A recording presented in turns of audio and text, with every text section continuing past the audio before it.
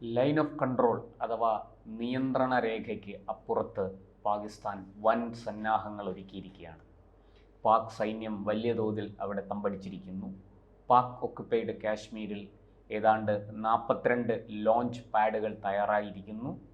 India ഏത് നിമിഷവും കനത്ത ആക്രമണം, കനത്ത തിരിച്ചടി നൽകുമെന്ന പേടിയിൽ ഭയന്ന് വിറച്ചിരിക്കുകയാണ് പാകിസ്ഥാൻ. അതുകൊണ്ട് ഏത് വിധേനയും ഇന്ത്യൻ സൈന്യത്തെ തടഞ്ഞു നിർത്തുക എന്ന ലക്ഷ്യത്തോടെയാണ് ഈ നിയന്ത്രണ രേഖയ്ക്ക് അപ്പുറത്ത് പാക് ഒക്കുപ്പൈഡ് കാശ്മീരിൽ വൻ സന്നാഹം പാക് സൈന്യം ഒരുക്കിയിരിക്കുന്നത്. പാകിസ്ഥാൻ ഗവൺമെൻറ്റിൻ്റെ സഹായത്തോടും അവരുടെ നിർദ്ദേശത്തോടും അനുസരിച്ചാണ് ഈ സൈന്യത്തിൻ്റെ ഈ നടപടി എന്നുള്ളതും ശ്രദ്ധേയമാണ്. എന്തായാലും ഇനി ഒരു ഉറിയും ഒരു ബലാക്കോട്ടും ഇനി ഉണ്ടാകരുത്, അതുണ്ടാകാൻ ഞങ്ങൾ അനുവദിക്കില്ല എന്ന വീരവാദം മുഴക്കിയാണ് പാകിസ്ഥാൻ സൈന്യം അവിടെ തമ്പടിച്ചിരിക്കുന്നത്. ഇതിന് കാരണം പാകിസ്ഥാൻ വളരെ കൃത്യമായിട്ട് തിരിച്ചറിഞ്ഞിരിക്കുന്നു. ഇന്ത്യക്ക് പാക് പങ്ക്, പഹൽഗാം ഭീകരാക്രമണത്തിലുള്ള പാക് പങ്കിനെ സംബന്ധിച്ച് വ്യക്തമായ തെളിവ് ലഭിച്ചിരിക്കുന്നു എന്നുള്ളത് പാകിസ്ഥാനും സ്ഥിരീകരിച്ചിരിക്കുകയാണ്. പാക് സർക്കാരും സൈന്യവും അത് തിരിച്ചറിഞ്ഞിരിക്കുന്നു. കാരണം ഈ വന്ന ഭീകരർ പാകിസ്ഥാനിലെ പഷ്തൂൺ എന്ന ഭാഷയിലാണ് സംസാരിച്ചത്. അതിനുള്ള വ്യക്തമായ തെളിവുകൾ, അവരുടെ കമ്മ്യൂണിക്കേഷൻ, അവരെ ആശയവിനിമയം നടത്തിയതിൻ്റെ ഒക്കെ തെളിവുകൾ ഇന്ത്യക്ക് ലഭിച്ചിട്ടുണ്ട്.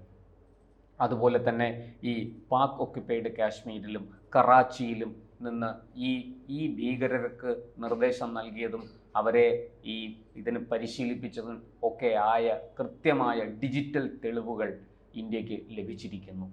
ചുരുക്കി പറഞ്ഞാൽ പാകിസ്ഥാൻ നെട്ടോട്ടം ആരംഭിച്ചിരിക്കുകയാണ്. കാരണം ഇതുവരെ തങ്ങൾക്ക് പങ്കില്ല എന്ന് നിഷേധിച്ചിരുന്നവർ ഇനി ഏത് നിമിഷവും ഇന്ത്യയുടെ ആക്രമണം തങ്ങൾക്ക് മേൽ പതിക്കും എന്ന ഭീതിയിലാണ്.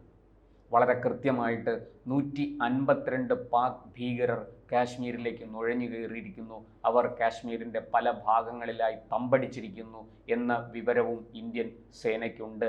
ഇന്ത്യയുടെ ഏജൻസികൾ അത് കണ്ടെത്തിയിരിക്കുന്നു. എന്തായാലും അവരെ ഇന്ത്യൻ സൈന്യം തിരിച്ചറിഞ്ഞിട്ടുണ്ട്. വളരെ കൃത്യമായിട്ട് തന്നെ അവർ ഇപ്പോൾ അറസ്റ്റിലാണോ, അവരെ പിടികൂടിയിട്ടുണ്ടോ എന്നുള്ള വിവരങ്ങളൊന്നും സൈന്യം പുറത്തുവിടുന്നില്ല. പക്ഷേ 152 പാക് ഭീകരർ കാശ്മീരിലേക്ക് നുഴഞ്ഞു കയറി എന്നുള്ള വിവരം സൈന്യം സ്ഥിരീകരിച്ചിട്ടുണ്ട്. അവരെ തിരിച്ചറിഞ്ഞെന്നും സൈന്യം പറയുന്നു.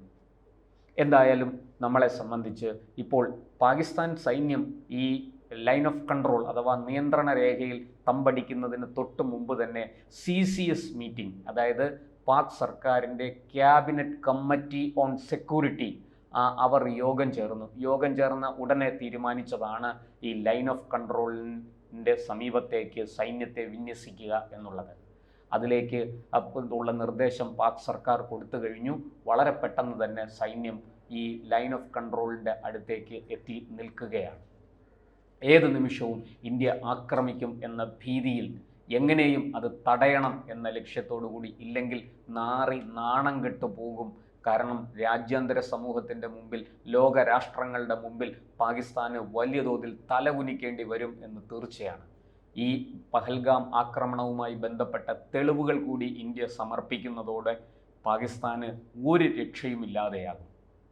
ലോകരാഷ്ട്രങ്ങൾക്ക് മുന്നിൽ പാകിസ്ഥാനെ ഇന്ന് സഹായിച്ചു കൊണ്ടിരിക്കുന്ന ചുരുക്കം ചില രാഷ്ട്രങ്ങൾക്ക് മുമ്പിൽ പോലും പാകിസ്ഥാന് യാതൊരു വിധത്തിലുള്ള ന്യായീകരണവും പറയാനില്ലാതെ തലകുനിച്ച് നിൽക്കേണ്ടി വരുമെന്ന് തീർച്ചയാണ്.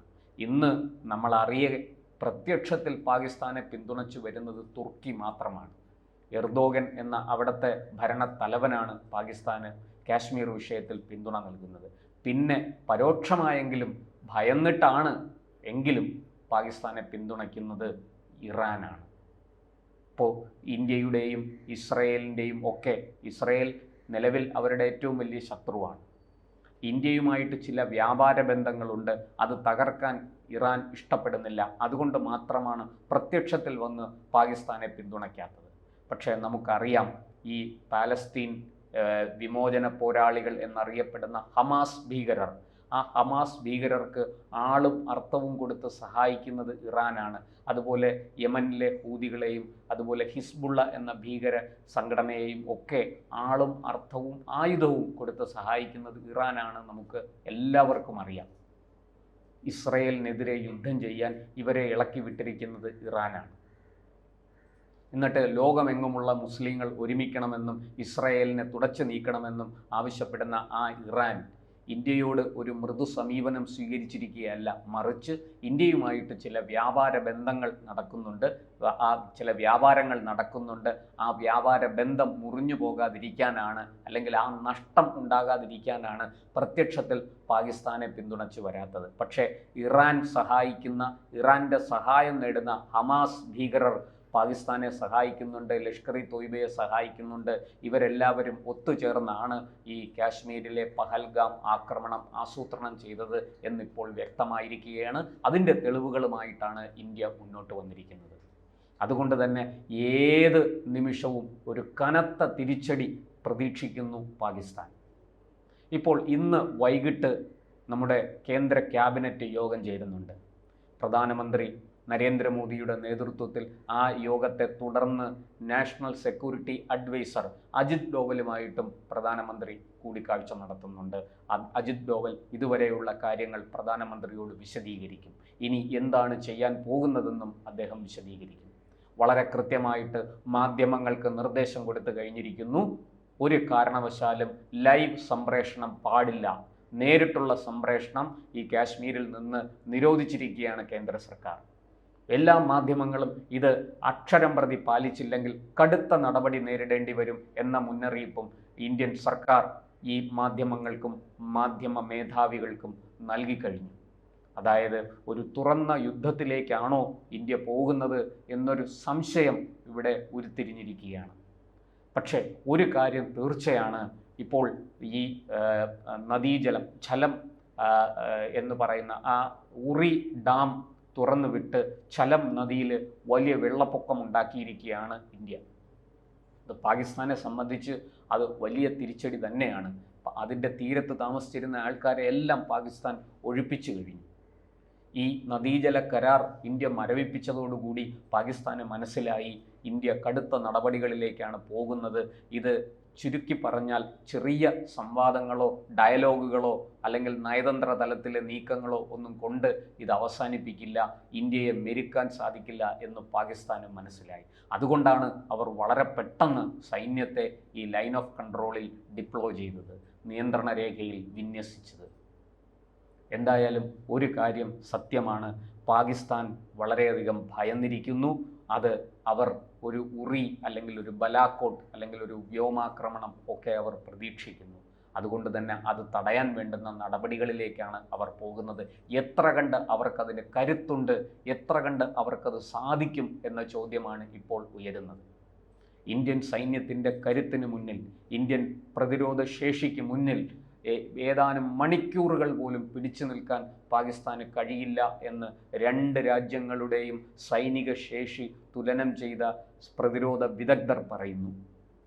ആകെയുള്ളത് പാകിസ്ഥാൻ്റെ കൈവശം ആണവായുധമുണ്ട് എന്നുള്ളതാണ്. എന്തായാലും ഒരു കാര്യം തീർച്ചയാണ്, ഈ നഷ്ടപ്പെട്ട 28 ജീവനുകൾക്ക് പകരം ചോദിക്കാതെ ഇന്ത്യ അടങ്ങിയിരിക്കില്ല എന്ന കാര്യം തീർച്ചയാണ്. എന്തായാലും നമുക്ക് ഇന്ന് വൈകിട്ട് വരെ കാത്തിരിക്കാം ക്യാബിനറ്റിൽ എന്ത് തീരുമാനമുണ്ടാകുന്നു. നാഷണൽ സെക്യൂരിറ്റി അഡ്വൈസർ, ദേശീയ സുരക്ഷാ ഉപദേഷ്ടാവ് അജിത് ഡോവൽ പ്രധാനമന്ത്രിക്ക് ഇക്കാര്യത്തിൽ എന്ത് നടപടി സ്വീകരിക്കണം എന്ന ഉപദേശമാണ് നൽകുക എന്നറിയാൻ നമുക്ക് ഇന്ന് വൈകിട്ട് വരെ കാത്തിരിക്കാം.